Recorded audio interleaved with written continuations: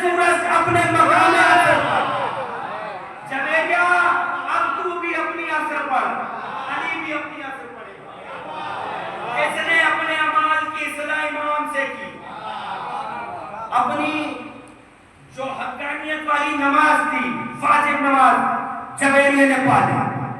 اسے کہتے ہیں مرد فقیر۔ بلند ترین صلوات پڑھتے ایک بار صلی اللہ محمد آل محمد۔ آخری لمحوں میں مرد فقیر کسے کہتے ہیں؟ مرد فقیر جب امام نے کربلا سے کوفہ جب حبیب کو بلایا، جملہ کیا؟ اچھا وہ جو خط ہے نا کتابوں میں بھی ہے، لیکن امام حسین نے وہ خط ایسی جگہ لگوایا، جو کربلا گئے ہیں وہ بتا سکتے، جو حسین کا روضہ ہے اس کے دروازے کو حبیب کہتے ہیں۔ وہ شہر کے دروازے کا نام ہے، حبیب روضے کے دروازے کا نام ہے۔ حبیب کے مزار پر ابھی بھی وہ خط لگا ہوا ہے، جو زیارت کیے بھائی بتائے اور میرے لیے بھی دعائیں کرے۔ وہاں پر امام نے کہا السلام علیکہ یا رجل فقیر، اے مرد فقیر۔ اچھا یہ فقیر کسے کہتے ہیں؟ جب میں نے چاہا کہ فقیر کسے کہتے ہیں تو فے کے حروف کے جتنے بھی تھے جن میں جستجو کرنے کے بعد پتہ چلا کہ فقیر اسے کہتے ہیں جسے شریعت میں دین میں سوجھ بوجھ ہو، جو دین کے شرائط کو جانتا ہو۔ اچھا کہہ کون رہا ہے مرد فقیر؟ کہہ کون رہا ہے اے مرد فقیر؟ جسے دین کی جانکاری ہو، خود دین کہہ رہا ہے مرد فقیر۔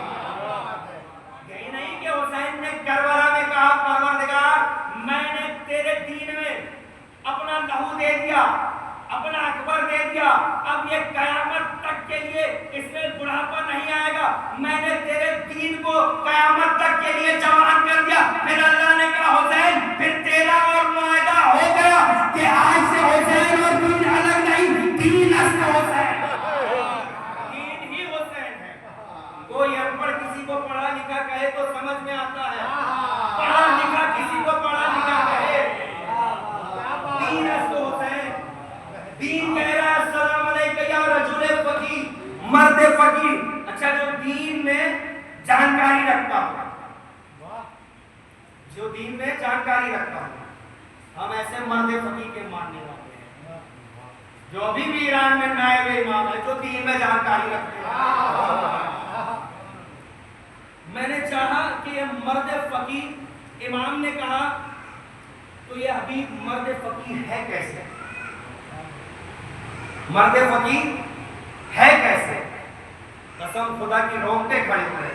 جب میں منزل پر آؤں گا تب دیکھتا ہوں کہ کون اپنی جگہ پر بیٹھا ہوا ہے۔ بھائی قسم خدا کی دیکھے، جب میں نے چاہا کہ فقیر کہتے کسے ہیں، میں نے حبیب کا بچپن دیکھا کہ اسے میں کسی نے تو کبھی فقیر کہا ہو یا دین کی جانکاری کے لیے حبیب کے پاس آیا، نہیں ملا۔ رسول سے محبت کے درمیان فقیر نہیں ملا، علی سے محبت کے درمیان فقیر نہیں ملا، حسن سے محبت کے درمیان فقیر نہیں ملا، حسین سے محبت کے درمیان فقیر نہیں ملا۔ پریشان ہو گیا، فقیر کہتے کسے ہیں؟ جو دین میں سوجھ بوجھ رکھے۔ اچھا دین میں سوجھ بوجھ رکھنے کے معنی کیا ہے؟ پھر میں نے جب پریشان ہوا تو آقا مراوی جو معصومہ قوم ایران کی، ایرانیوں کی، جو شیعوں کی سب سے بڑی لائبریری ہے، اس میں آقا مراوی لکھتے ہیں فقیر اسے کہتے ہیں جسے پتا ہو ایک وقت میں اگر دو عبادتیں سامنے آئی تو پہلے کون سا انجام دے گا۔ اچھا جملہ کون کسی خطیب کا نہیں، قسم خدا کی تمہارے بھائی کا، تمہارے جماعت کے چھوٹے بھائی کا جملہ ہے۔ اگر نماز پڑھ رہے شریعت کیا کہتی ہے؟ کسی کی جان پیچھے جا رہی ہے، نماز توڑو اسے بچاؤ، یہی کہتے ہیں نا، شریعت کہتی ہے۔ فقیر ہوگا تو کیا کرے گا؟ نماز توڑو اسے بچاؤ۔ کس معیار پر حسین ہے جس نے نماز کو بچانے کے لیے خود گلا دے دیا؟ شریعت کہتی ہے نماز توڑو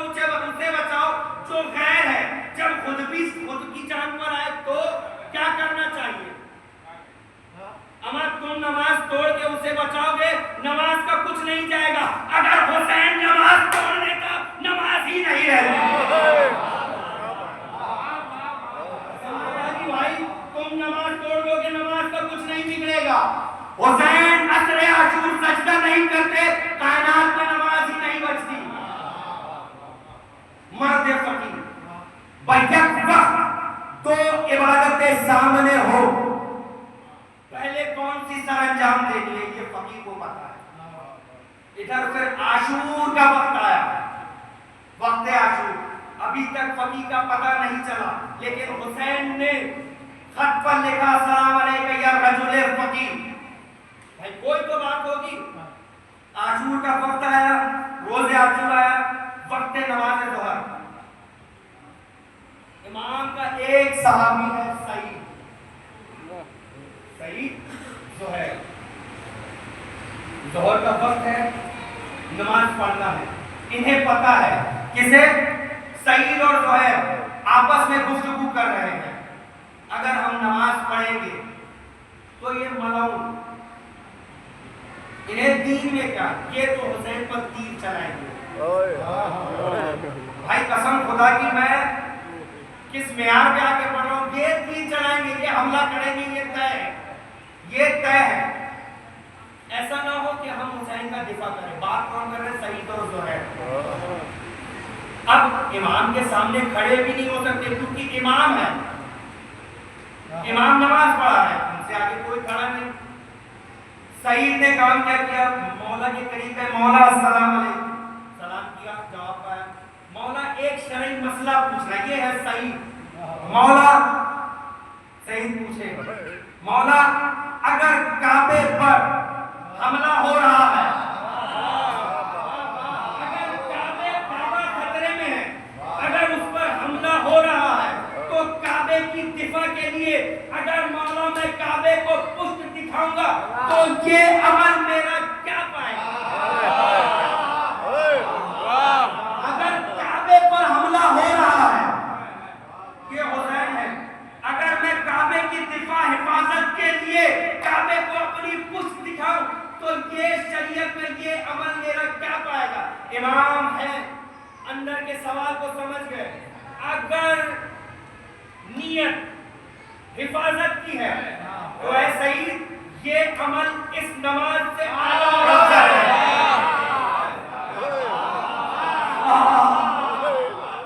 अगर नियत हिफाजत है तो ये अमल इस नमाज से आला अफजल है बस फिर मौला मुझे इजाजत दीजिए कि मैं आपके आगे खड़े हो जाऊं मैं आपके अच्छा ऐसे भी नहीं कि फासले में जहां हुसैन सजदा कर रहे हैं बिल्कुल उससे 2 इंच के आगे में सईद ये बात थी सईद हुसैन और ज़ोहर की इधर ज़ोहर के वक्त में हुसैन मुसल्ले पे आए हुसैन के पीछे अब्बास के दाएं जानिब अकबर बाएं जानिब सैयद सज्जाद उनके बाजू हबीब मर्द फकीर एक वक्त में कौन सी इबादत बजा लाके कसम खुदा की इधर 4 रकअत की नमाज थी 2 रकअत की नमाज जैसे ही हुसैन पढ़ते हैं या तीरों की बारिश होती है सईद पढ़ के तीर लेते हैं इतना तीर लगता है कि तीसरे रुकू में जब हुसैन